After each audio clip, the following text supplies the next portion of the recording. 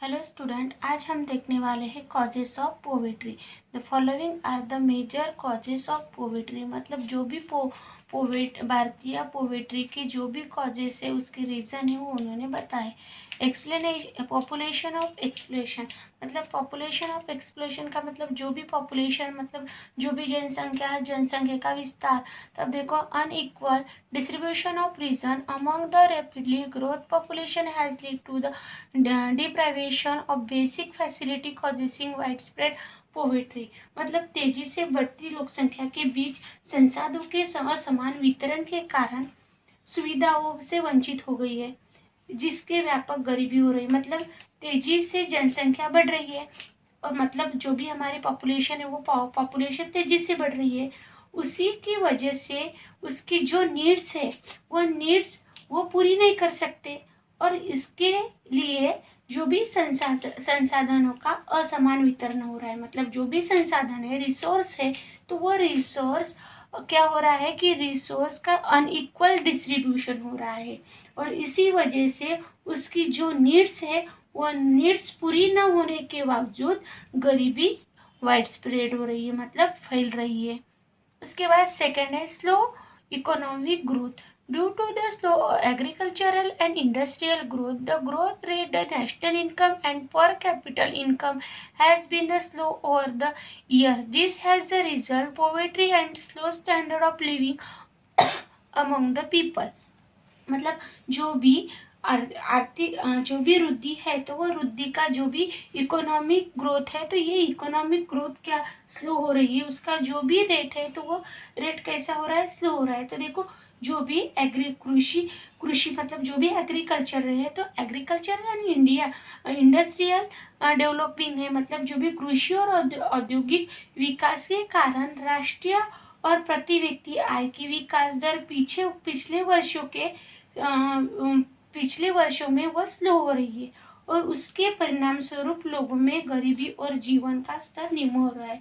मतलब को जो भी इसी वजह से जो भी गरीबी निर्माण हो रही है तो वो गरीबी की वजह से जीवन का जो भी स्तर है वह स्तर क्या हो रहा है, कम हो रहा है। थर्ड है हमारा unemployment and under employment. Unemployment मतलब बेरोजगारी एंड अंडर एम्प्लॉयमेंट मतलब हाफ बेकारी मतलब आधी बेकारी।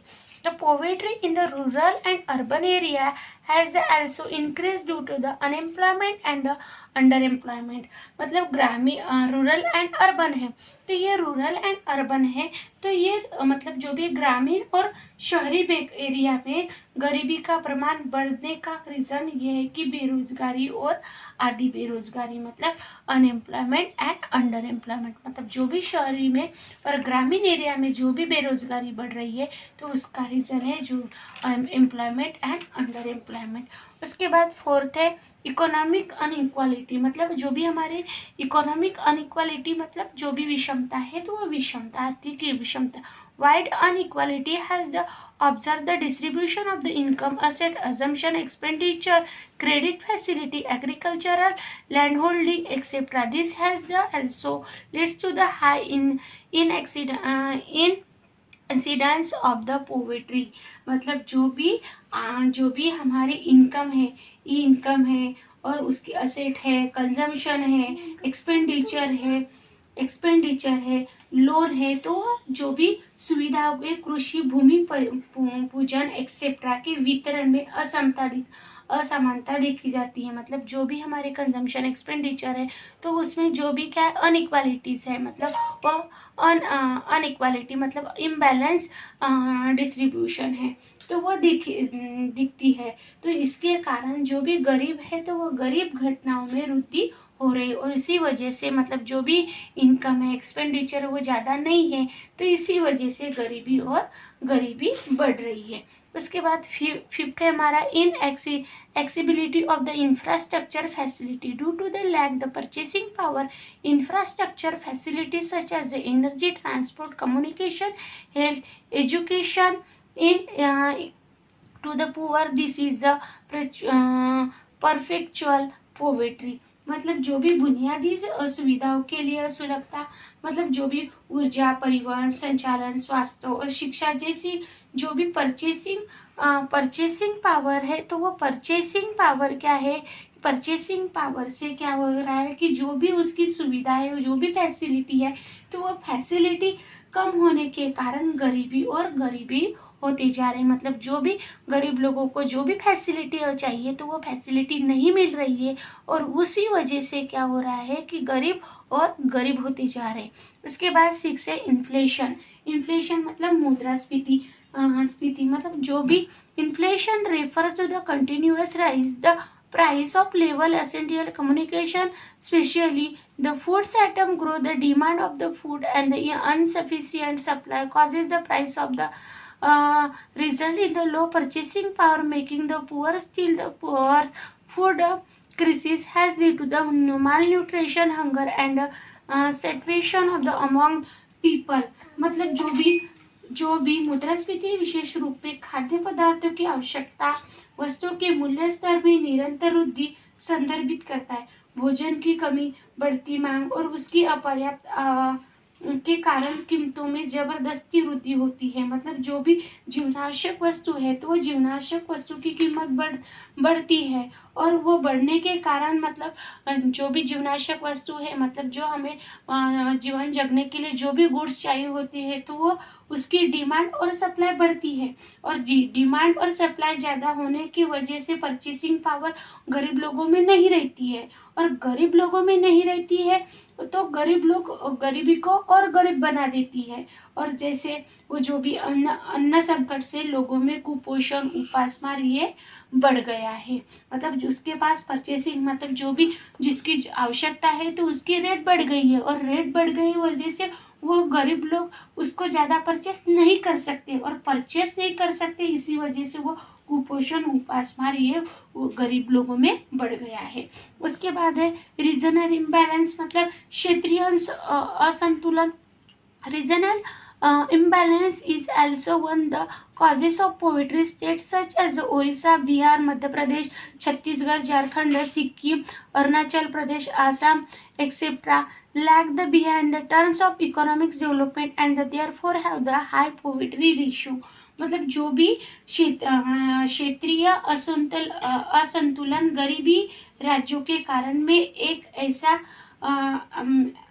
मतलब जो भी राज्यों के कारणों में से एक ऐसा जो भी ओडिशा है, बिहार है, मध्य प्रदेश है, छत्तीसगढ़ है, आसाम है, झारखंड है, सिक्किम है, अरुणाचल प्रदेश है, तो वो एक्सेट्रा मतलब आर्थिक विकास के मामले में वो बहुत ही पीछे देश है।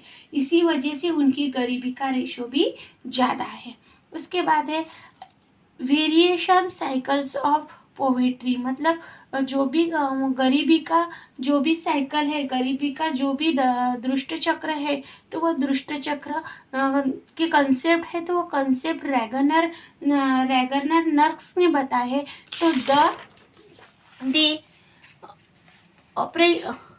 operation of the various cycle of poverty in the trapped Indians into the which the term leads to the how law, national income law, per capital income law, capital formation law, saving law, production less employment etc. Explain the various cycles poverty. मतलब उन्होंने जो भी cycle है तो वो cycle दी है तरह को।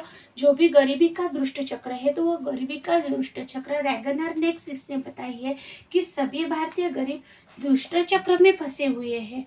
तो फंसे होने के कारण राष्ट्रीय आय मतलब जो भी नेशनल इनकम है उसमें घट कम प्रति व्यक्ति की आय। मतलब जो भी पर्सन है तो वो पर्सन की क्या हो रही है कि कम आय मतलब कम इनकम है, उसका कंजम्पशन कम है, उसकी कैपिटल कम है, और उसकी जो भी सेविंग है वो भी कम है, उसका प्रोडक्शन है वो भी कम है।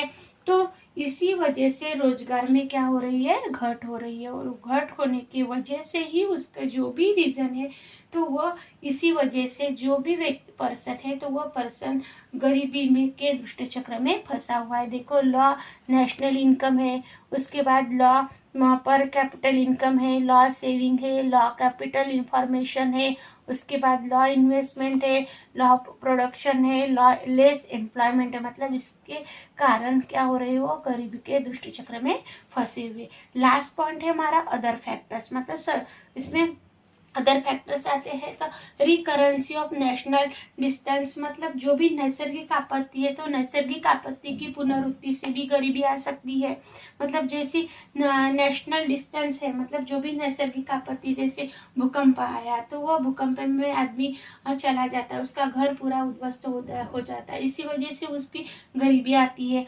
उसके बाद caste, region, racial and gender discrimination, मतलब जो भी जात, धर्म, वर्ण, लिंग भेद, इसी वजह से कोई तुलना का ये उसको ये करता है कि ये धर्म का है, ये जात का है, इसी वजह से उसकी गरीबी आती है। उसके बाद एडमिनिस्ट्रेटिव इनएफिशिएंसी एंड अनएफिशिएंट, मतलब प्रशासकीय कार्यक्षमता का भ्रष्टाचार से ही वो गरीबी आ सकती है। उसके बाद leakage in the public distribution system, तो वह सार्वजनिक वितरण प्रणाली का रिसाव, मतलब वह सार्वजनिक प्रणाली के डिस्ट्रीब्यूशन, मतलब जो भी पब्लिक सार्वजनिक डिस्ट्रीब्यूशन कर रहे हैं तो उसको जो गरीब लोग उसको नहीं मिल सकती, इसी वजह से उनकी और गरीबी आ जाती है। तो ये हो गए 9 point poverty, causes of poverty.